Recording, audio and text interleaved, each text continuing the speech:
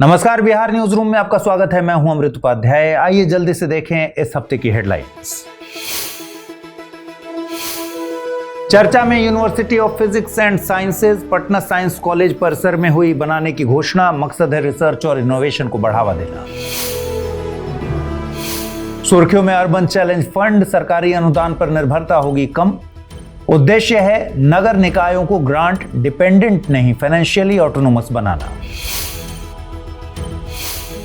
और खबरों में मुख्यमंत्री होम स्टे प्रोत्साहन योजना 2026, कम्युनिटी बेस्ड टूरिज्म यानी सीबीटी को मिलेगा बढ़ावा। लक्ष्य है स्थानीय समुदाय को पर्यटन का सीधा लाभार्थी बनाना।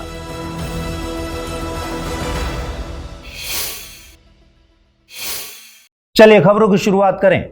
एक सवाल से इस बुलेटिन की शुरुआत करते हैं। कॉन्सेप्ट ऑफ फिजिक्स किताब के लेखक प्रोफेसर एच.सी. वर्मा और महान गणितज्ञ डॉक्टर वशिष्ठ नारायण सिंह, इन दोनों महान विभूतियों में क्या समानता है, क्या समान है? जवाब है कि ये दोनों पटना साइंस कॉलेज के विद्यार्थी रहे हैं।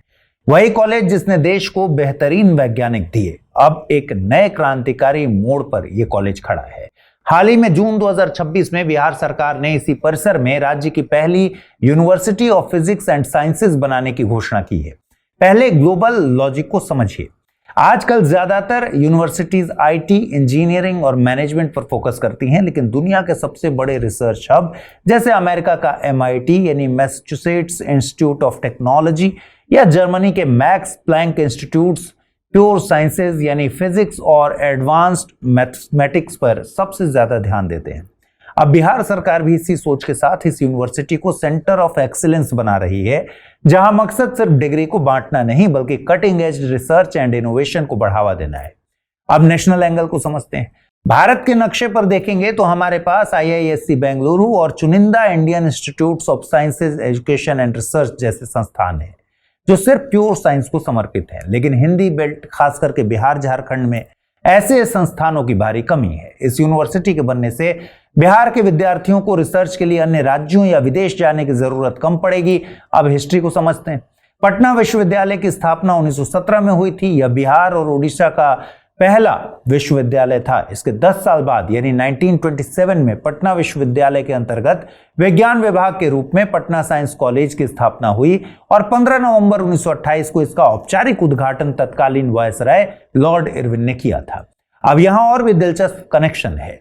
यही लॉर्ड इरविन वो व्यक्ति है जो 3 अप्रैल 1926 से 18 अप्रैल 1931 तक भारत के वायसराय थे और इन्हीं 5 सालों में भारतीय स्वतंत्रता संग्राम की सबसे बड़ी घटनाएं घटी। ध्यान दीजिए, 1927 में वही साल जब पटना साइंस कॉलेज बना, साइमन कमीशन भारत में संवैधानिक सुधारों की समीक्षा के लिए आया था। 1928 में नेहरू रिपोर्ट तैयार किया गया था। 1930 में दांडी मार्च और सविनय अवज्ञा आंदोलन शुरू हुआ था और उसी साल लंदन में पहला गोलमेज सम्मेलन भी हुआ था। फिर 5 मार्च 1931 को गांधी इरविन समझौता हुआ यानी दिल्ली पैक्ट हुआ। इसके ठीक 18 दिन बाद 23 मार्च 1931 को भगत सिंह, राजगुरु और सुखदेव को फांसी दे दी गई। जरा सोचिए दोस्तों, जिस वायसराय ने 1928 में पटना साइंस कॉलेज का उद्घाटन किया, वही व्यक्ति Simon Commission, Nehru report, Dandi march, गोलमेज सम्मेलन, गांधी इरविन पैक्ट और भगत सिंह की फांसी, इन सभी ऐतिहासिक घटनाओं का गवाह भी था। एक नाम 6 बड़ी घटनाएं। यही पैटर्न आपको एग्जाम में कंफ्यूज होने से बचाएगा। आज हम बात करेंगे एक बहुत महत्वपूर्ण विषय के बारे में जो है अर्बन चैलेंज फंड यानी UCF। परीक्षा के नजरिए से टॉपिक बहुत महत्वपूर्ण है, इसलिए ध्यान से समझिए। सबसे पहले समझिए UCF क्या है। दोस्तों सीधे से देखें अगर तो पहले सरकार शहरी विकास के लिए सीधा पैसा देती थी, अब वो मॉडल बदल रहा है। UCF एक सुधार और परिणाम आधारित योजना है जो 2025-26 से 2030-31 तक चलेगी।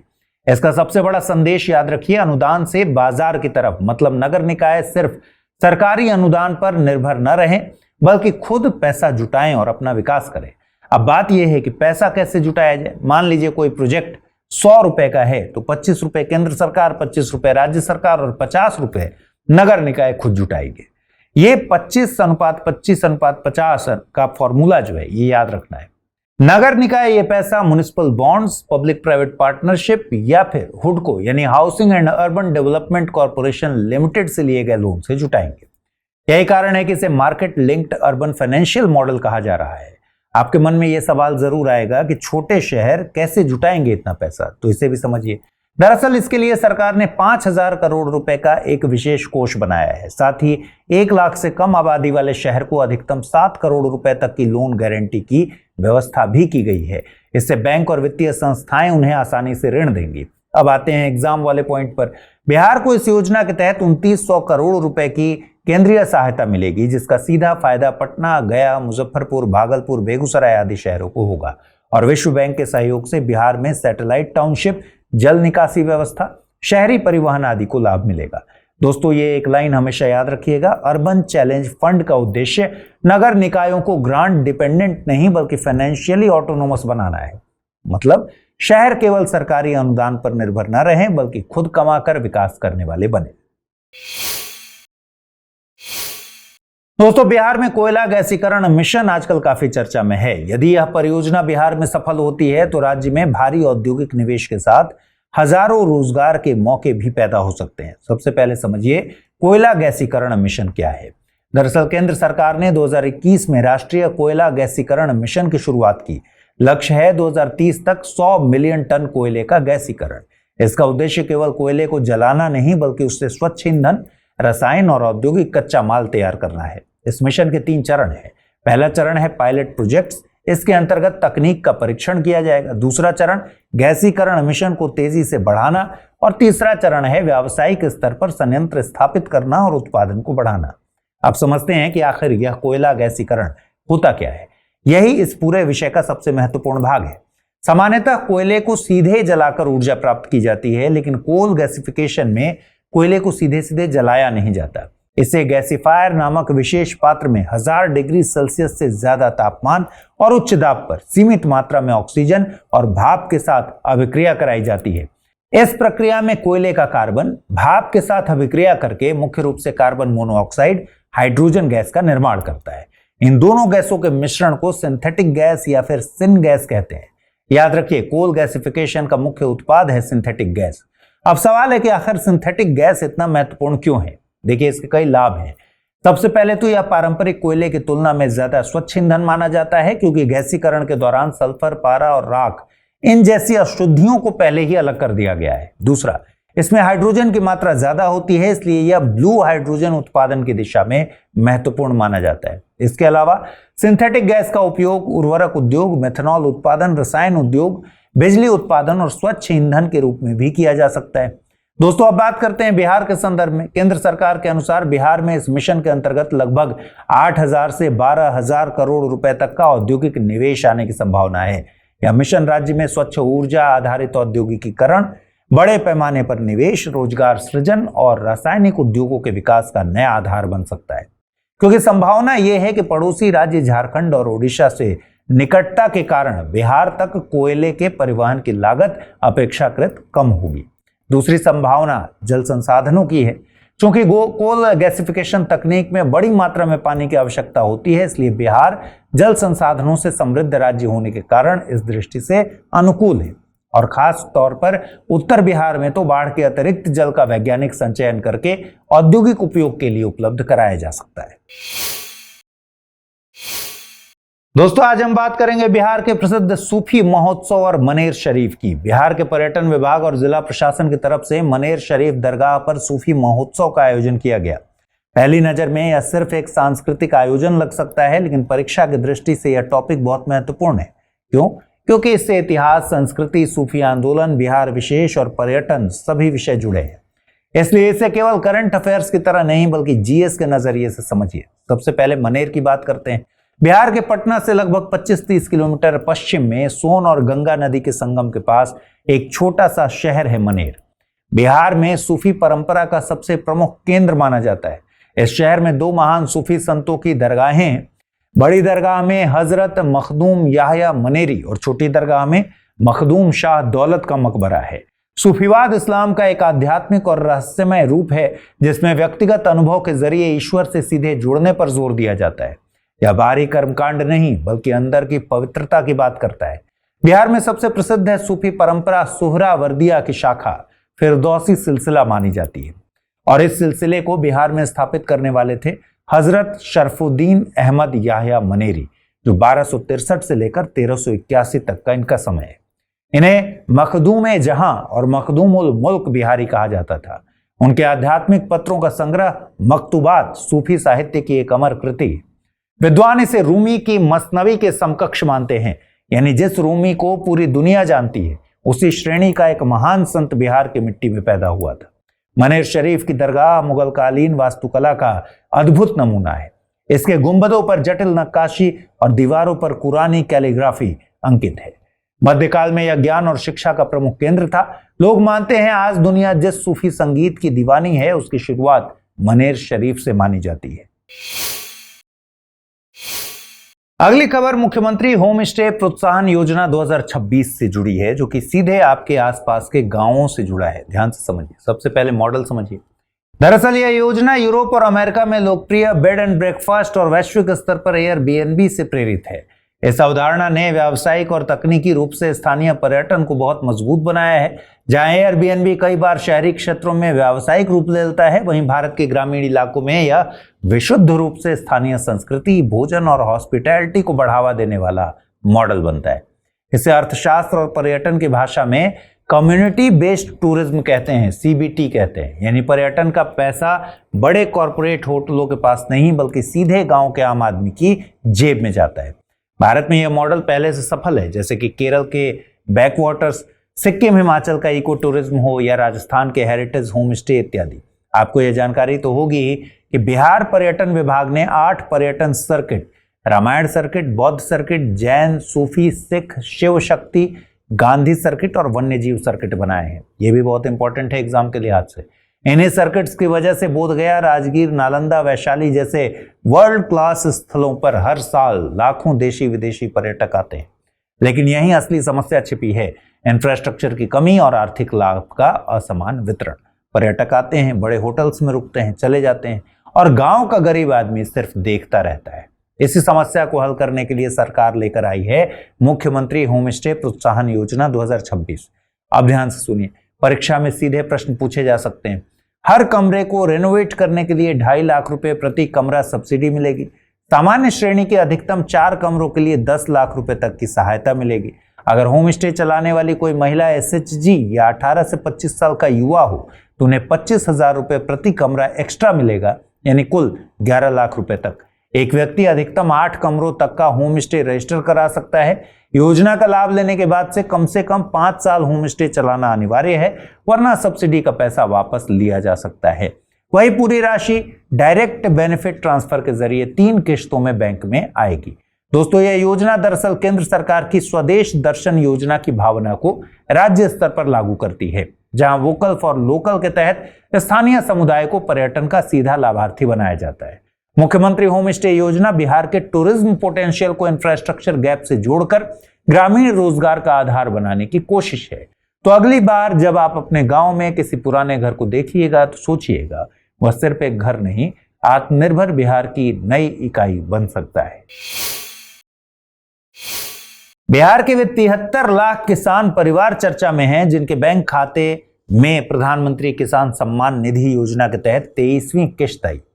लेकिन हम सिर्फ खबर नहीं पढ़ेंगे बल्कि इस योजना से परीक्षा के लिए जरूरी फैक्ट भी समझेंगे। तो ध्यान से पहले बैकग्राउंड को समझिए। ये योजना आई कहां से? पीएम किसान से पहले भी एक बात जाननी जरूरी। पीएम किसान योजना की मूल प्रेरणा मुख्य रूप से तेलंगाना की रायथू बंधु योजना और उड़ीसा सरकार की कालिया योजना से मिली थी। 1 दिसंबर 2018 को इस योजना की शुरुआत हुई और इसे औपचारिक रूप से 24 फरवरी 2019 को उत्तर प्रदेश के गोरखपुर से प्रधानमंत्री ने लॉन्च किया था। अब योजना का पूरा ढांचा समझिए।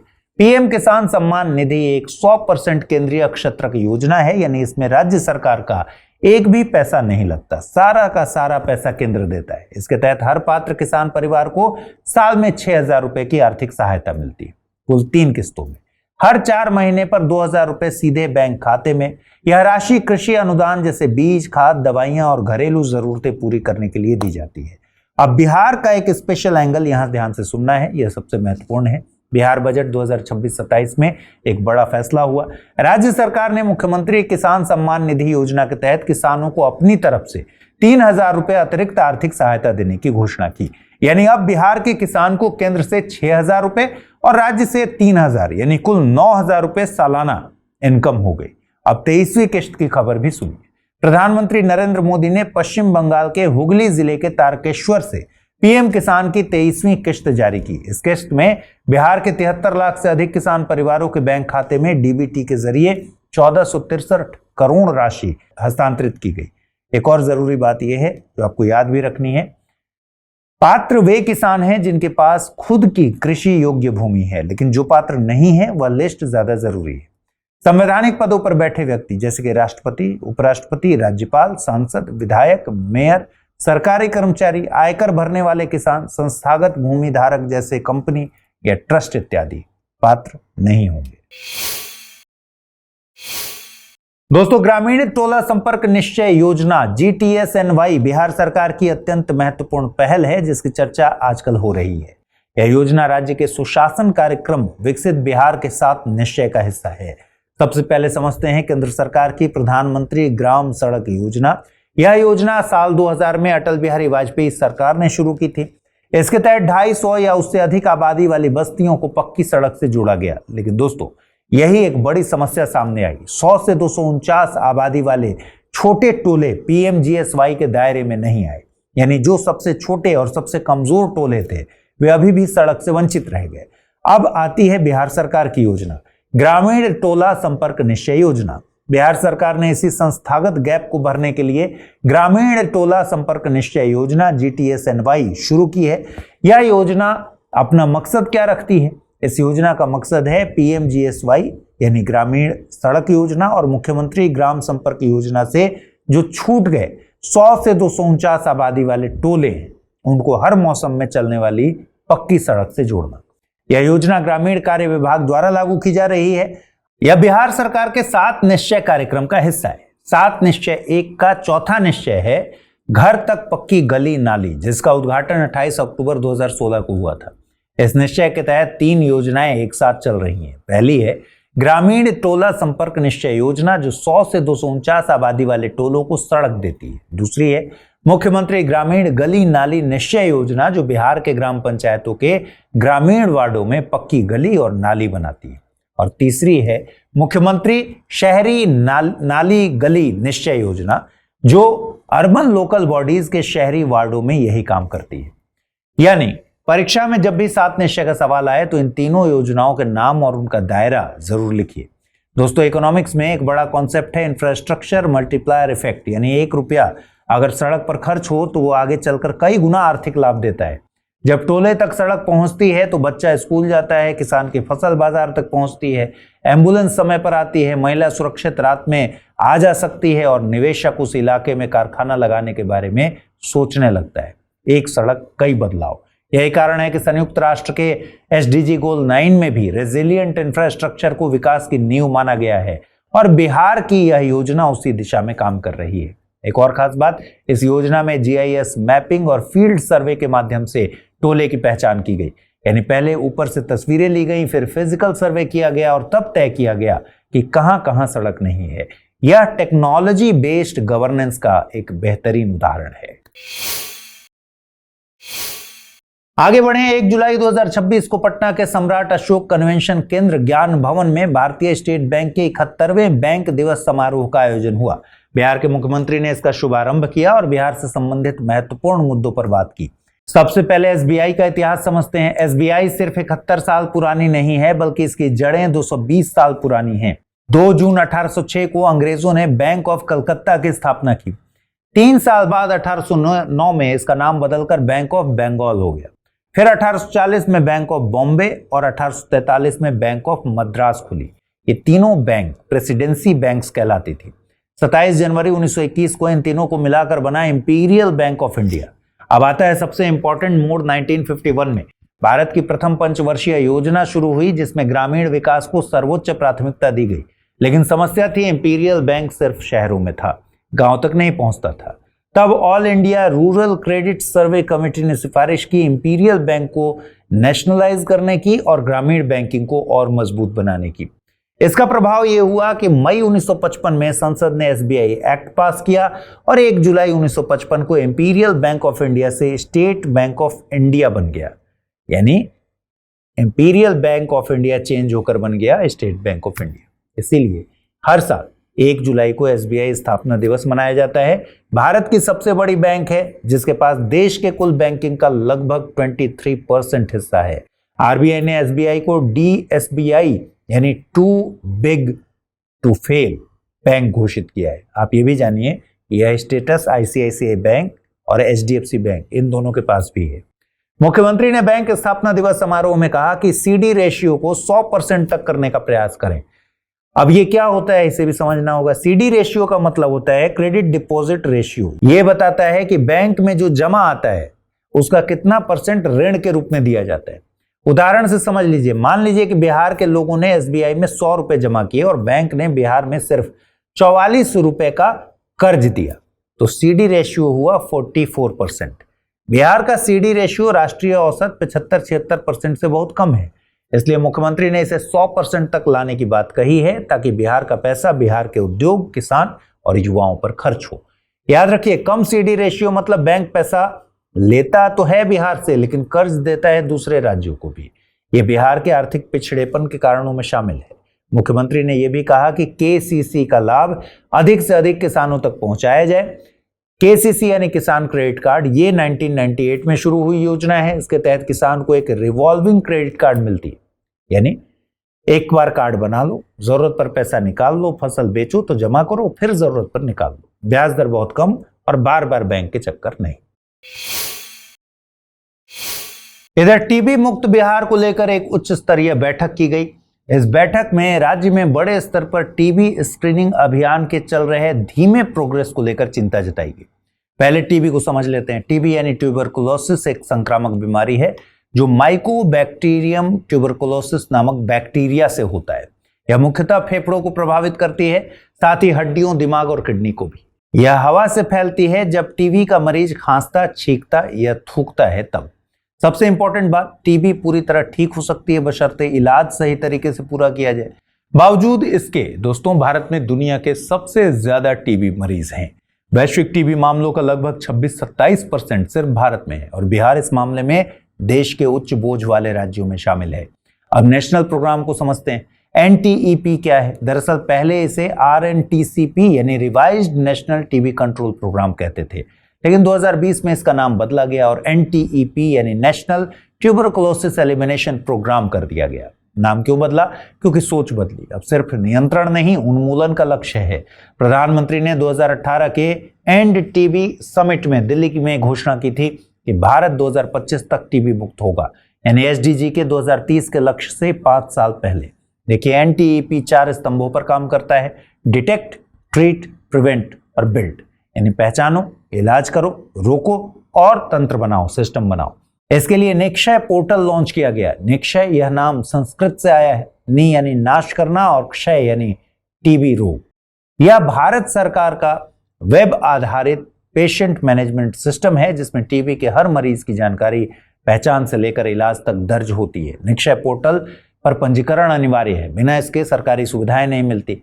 यहां आप निक्षय पोषण योजना भी याद रखिए। टीबी के मरीज को 1000 रुपए प्रति माह डीबीटी यानी डायरेक्ट बेनिफिट ट्रांसफर के जरिए सीधे बैंक खाते में मिलते हैं पोषण के लिए।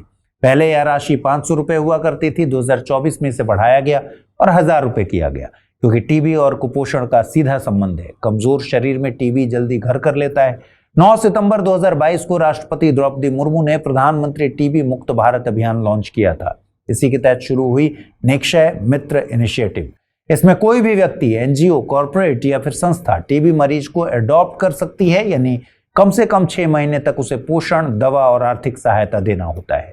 यह जन आंदोलन की भावना है। सरकार अकेले नहीं, समाज मिलकर टीबी को खत्म करेगा। आज देश भर में 2.55 लाख से ज्यादा निक्षय मित्र पंजीकृत हैं और 29 लाख से ज्यादा पोषण किट वितरित हो चुके हैं। बिहार में भी निक्षय मित्र के तहत फूड बास्केट्स टीबी मरीजों तक पहुंचाने को निर्देशित किया गया है। अब बिहार का चैलेंज समझिए। दोस्तों, बिहार में टीबी का बोझ ज्यादा क्यों है? इसके 3 मुख्य कारण हैं।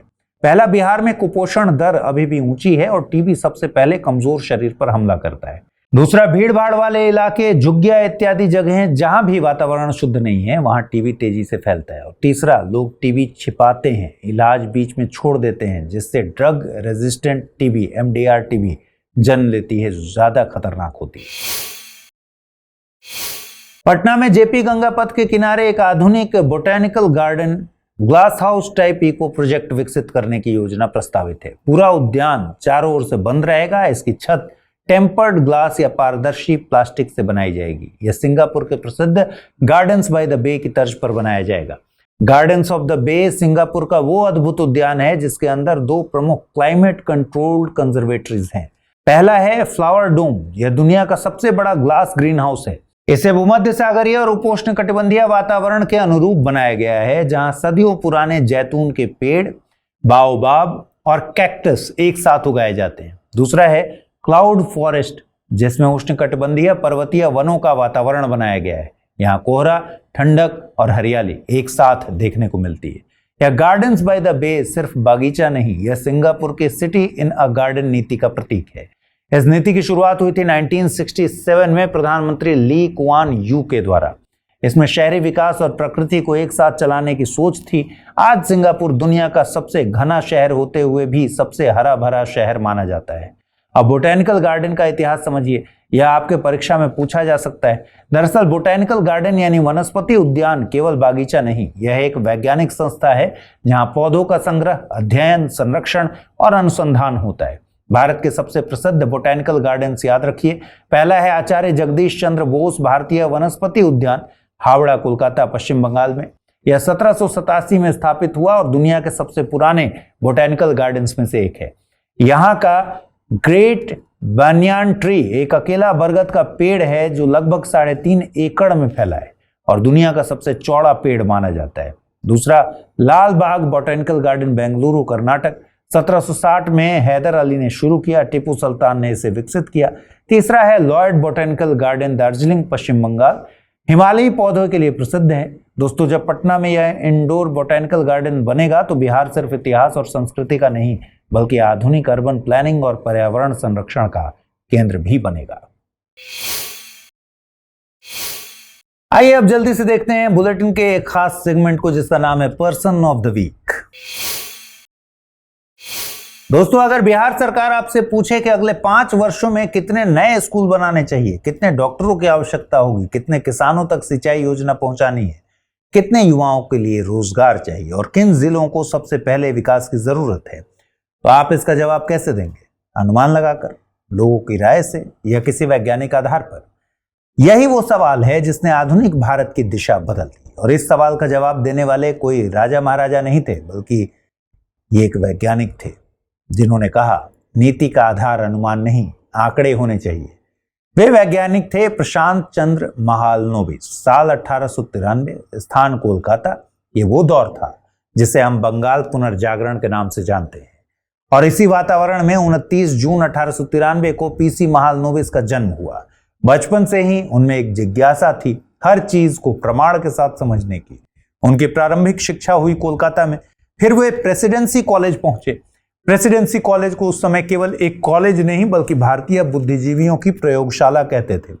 यहां से फिजिक्स में ऑनर्स किया, फिर आगे की पढ़ाई के लिए निकल गए इंग्लैंड के यूनिवर्सिटी ऑफ कैम्ब्रिज।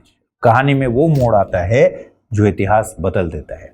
दोस्तों, कैम्ब्रिज में वे फिजिक्स पढ़ रहे थे, सब कुछ सामान्य चल रहा था, लेकिन इतिहास अक्सर वहीं बदलता है जहां हमें उम्मीद सबसे कम हो। एक दिन विश्वविद्यालय के पुस्तकालय में उनकी नजर एक पत्रिका बायोमेट्रिका पर पड़ी। यह सांख्यिकी और जैविक अनुसंधान पर केंद्रित पत्रिका थी। उन्होंने जिज्ञासावश उत्सुकता से पढ़ना शुरू किया और धीरे धीरे एहसास हुआ उन्हें कि सांख्यिकी केवल संख्याओं का खेल नहीं है, यह अनिश्चितता को समझने का विज्ञान है। यह समाज, कृषि, स्वास्थ्य, अर्थव्यवस्था और नीति हर क्षेत्र में निर्णय लेने का हथियार बन सकता है। महालनोबिस के जीवन में वो टर्निंग पॉइंट कैम्ब्रिज की प्रयोगशाला नहीं बल्कि पुस्तकालय की एक पत्रिका थी। फिजिक्स छोड़कर स्टैटिस्टिक्स को अपनाने का यह फैसला आगे चलकर पूरे भारत की नीति निर्माण की नींव बन गया। पढ़ाई पूरी होने के बाद उन्होंने भारत लौटने का निर्णय लिया। प्रेसिडेंसी कॉलेज में टीचिंग शुरू किया। वे खेतों में गए, बाढ़ प्रभावित इलाकों का विश्लेषण किया, उद्योगों का अध्ययन किया और धीरे धीरे यह सिद्ध करने लगे कि यदि डेटा सही हो तो निर्णय सही हो सकते हैं। अब समझिए आईएसआई की कहानी। पाकिस्तान वाला नहीं, भारत का आईएसआई। साल 1931 में कोलकाता के प्रेसिडेंसी कॉलेज के एक छोटे से कमरे में कुछ विद्वान इकट्ठा होने लगे। संसाधन बहुत कम थे, सपने बहुत बड़े। इसी छोटे से प्रयास ने आगे चलकर इंडियन स्टैटिस्टिकल इंस्टीट्यूट यानी आईएसआई का रूप लिया।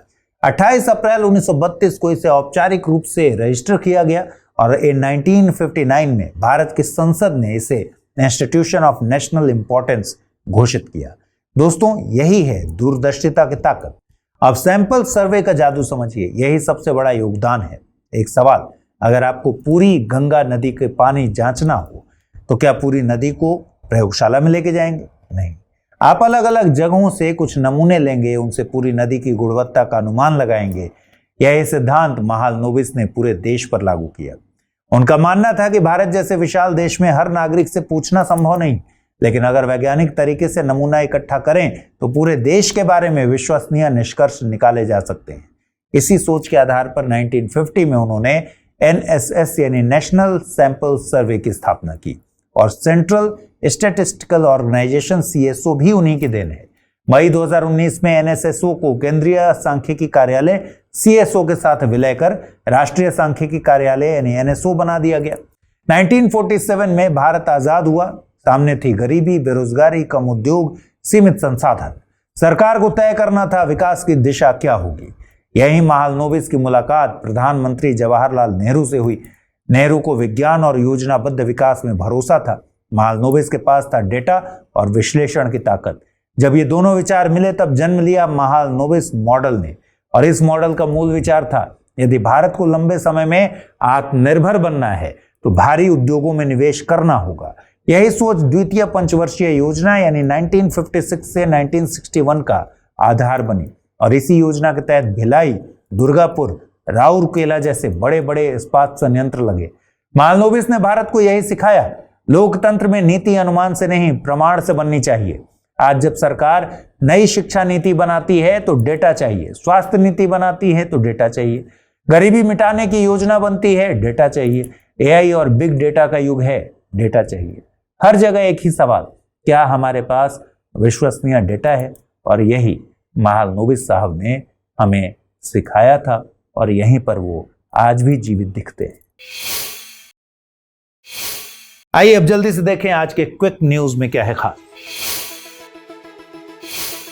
बिहार सरकार के पंचायती राज विभाग द्वारा 28 जून 2026 को राज्य की सभी ग्राम पंचायतों में पहली बार पंचायत विकास दिवस का शुभारंभ किया गया। इस अनूठी पहल का मुख्य उद्देश्य ग्रामीण विकास को गति देना, ग्राम सभाओं को अधिक पारदर्शी, जवाबदेह बनाना और जन भागीदारी को बढ़ावा देना है।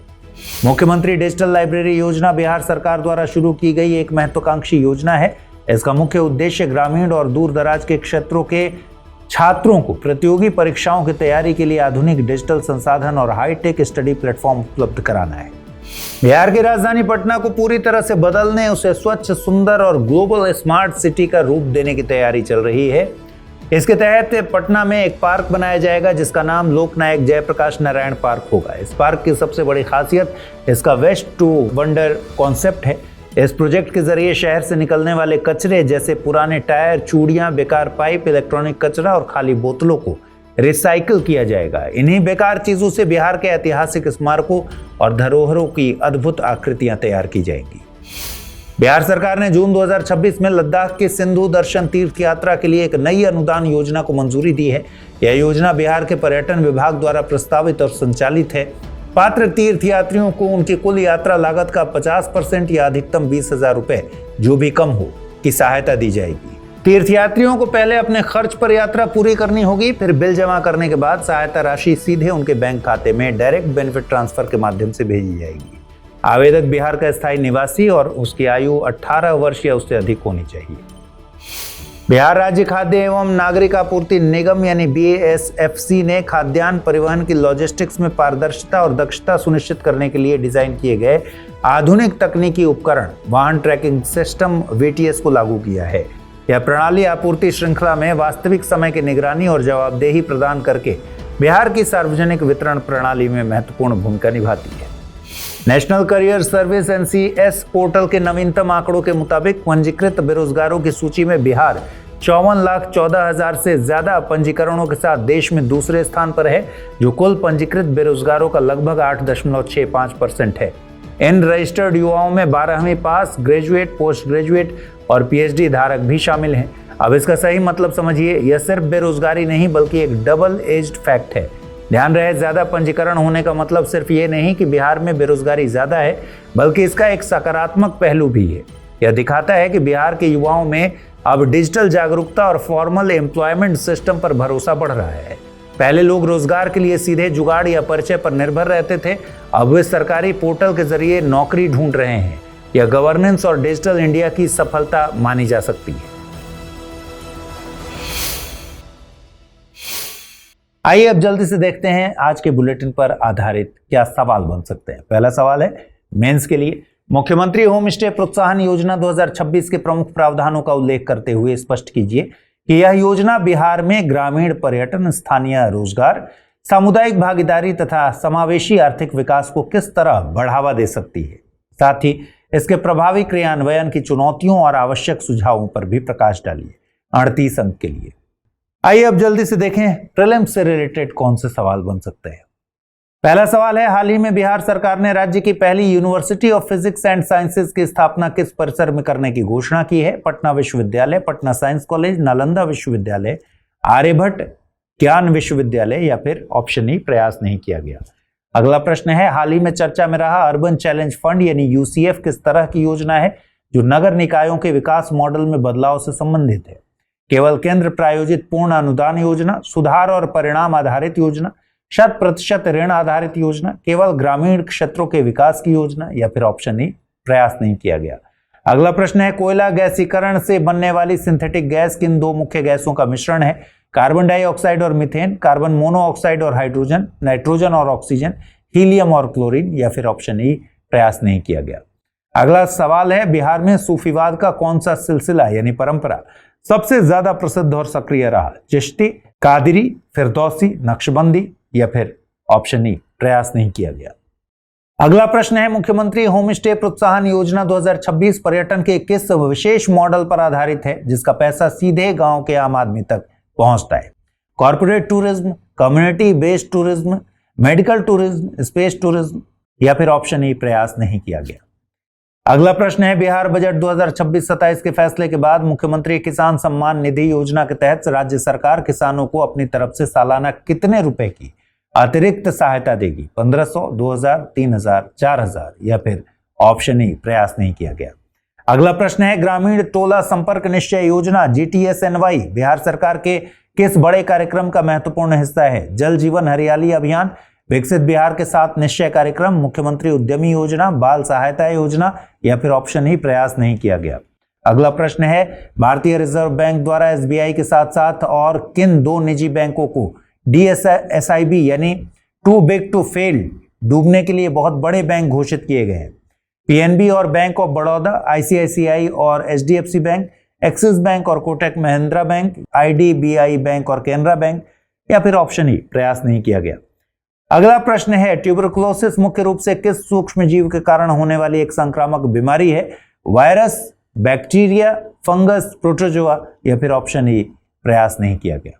और अंतिम प्रश्न है, भारत का सबसे पुराना और प्रसिद्ध आचार्य जगदीश चंद्र बोस भारतीय वनस्पति उद्यान कहाँ स्थित है जो अपने विशाल बरगद के पेड़ के लिए जाना जाता है। हावड़ा कोलकाता पश्चिम बंगाल, बेंगलुरु कर्नाटक, दार्जिलिंग पश्चिम बंगाल, पटना बिहार या फिर ऑप्शन ई प्रयास नहीं किया गया। तो बिहार न्यूज रूम में फिलहाल इतना ही। इस बुलेटिन की पीडीएफ जो बार बार आप पूछते हैं, इस बुलेटिन की पीडीएफ एडुटेरिया के ऑफिशियल टेलीग्राम चैनल पर और अमृत उपाध्याय 007 के टेलीग्राम चैनल पर मिलेगा। अपना ख्याल रखिए, ठीक से पढ़ाई कीजिए। जो भी सवाल मैंने पूछे हैं उसके जवाब कमेंट सेक्शन में दीजिएगा और जो सवाल पिछले हफ्ते मैंने पूछे थे उनके जवाब आपको अब स्क्रीन पर दिखेंगे। अगले हफ्ते मुलाकात होगी रविवार को शाम 7 बजे। तब तक के लिए नमस्कार।